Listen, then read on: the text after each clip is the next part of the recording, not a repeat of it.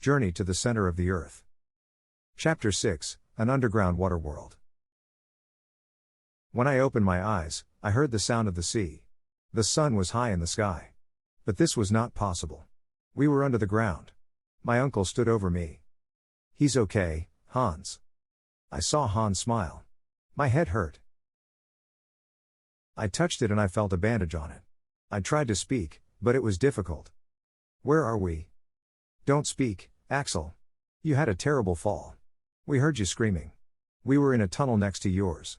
Luckily, the two channels came out here, on this beach." My uncle sat down next to me and spoke with more excitement in his voice. "Axel, we found an underground sea. There are trees here and the bones of animals that lived thousands of years ago. When you get better, we are sailing across this sea. Oh Axel, you can't imagine how happy I am."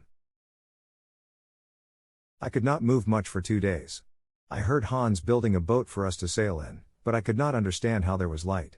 The professor explained this to me. It is a mystery, like so many things, but it is something like electricity coming from the heat of these rocks. We are inside something like a giant cave. The top of it is a few miles high.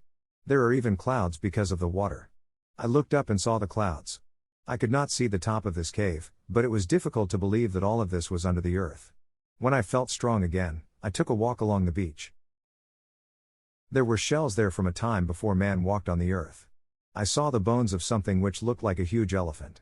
I thought, can things live under the earth? Are there any animals alive down here? The boat was ready and we were ready to sail. We left the beach and a strong wind pushed us quickly out to sea. After a few hours on this strange sea, Hans tied the pickaxe to a rope and threw it into the water. The professor wanted to know how deep the sea was. It never touched the bottom. When Hans pulled it back into the boat, its metal head looked different. There were large marks on it.